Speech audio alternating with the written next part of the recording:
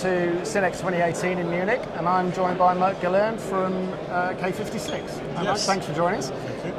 So, what's new with K56? What are you developing at the moment? Well, we actually last year we introduced a new range of the Jokers that we had for over 20 years now. So we made a Joker 2 version, which is which got all the improvement that we had to do over the years. Right.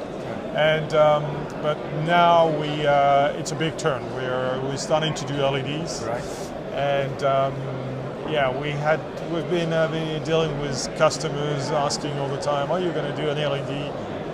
We would like to see an LED Joker. We would like to see something from K56. And it was not just the right time. I mean, we couldn't come up with just being another company with panels, and there's already so many out there and some very good ones. So our idea was to do something which will be which will be like what we've been doing in the past. Which is basically small, compact, lightweight, and very versatile lights, which is a bit of difficult with LEDs, especially when you start dealing with bigger wattage. And so we needed to find the right COB to work around this, and optically got something that was satisfying for us, meaning a real fresnel with a brighter center and a nice fall off to the edges. So it kept all of the traditional aspects of that. Yeah, so that the end users will find that what they've found in the past with either incandescent or HMI in terms of Fresnel lighting, and they will have exactly the same thing with LED. So that was the number one challenge.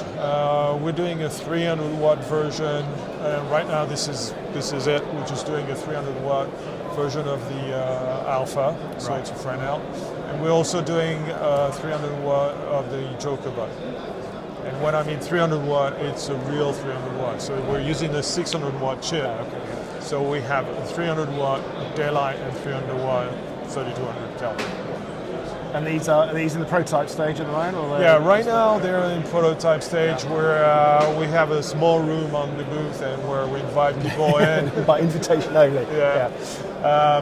Which is it's not that much for obviously it's out already. I mean, many people saw the demo at IBC. There was we saw over 100 people that we demoed to. So the word spread out, but it's just that they're really at prototype stage. So we don't want people to take pictures and then be disappointed, because it's not what's there on the booth. And these are designed to fit in with your existing range of power supplies and cabling connections, everything. So it's we decided we try to keep the family spirit. So anybody with a Joker would be able to use the same extension cables. For example, we keep to the same connectors, and the power supply controller is separate from the head, and this can run the same equipment. So we actually allows us to do some give them versatility also for the rental houses, so they can have, if they have an extra unit, of course, it can save more units than There's the idea that people can, it's an easy transition for you, so they can add one of the LED versions of what you're producing into their existing K56. And like the LED Joker we have now is it would fit the accessories of the Joker 400. So like the soft tube could be used on this one, and all the lenses are the same.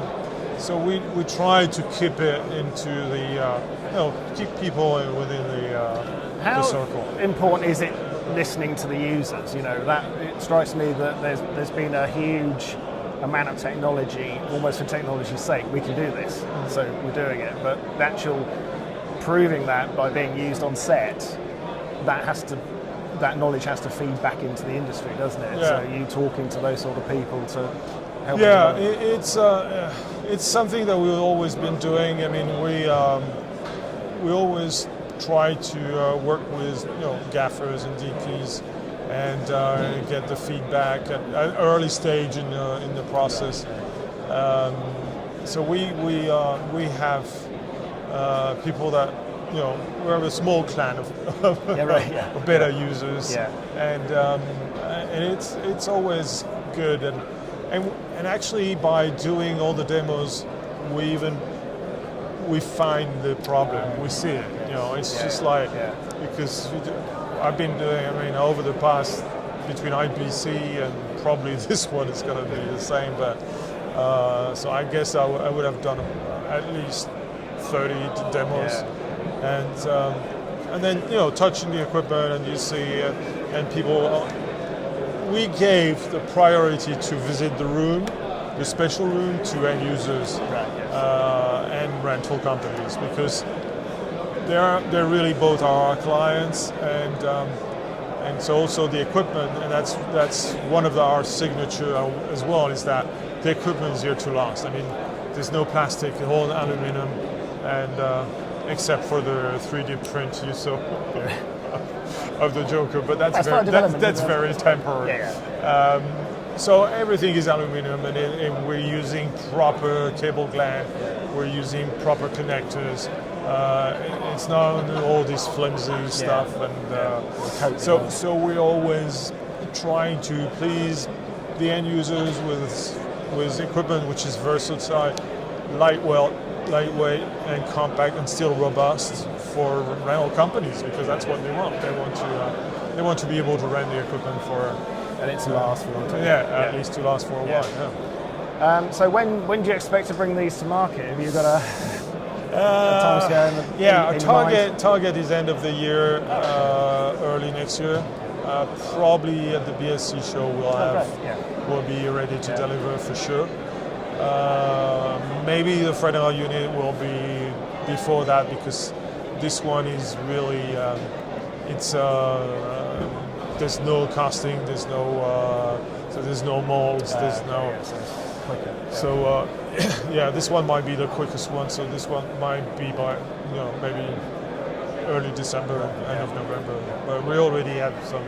Fantastic. Well, hope to see you at the BSC show, and we can see some definitely final versions. Well, thanks for talking to us, and I hope you have a fantastic show. Thank you for having me.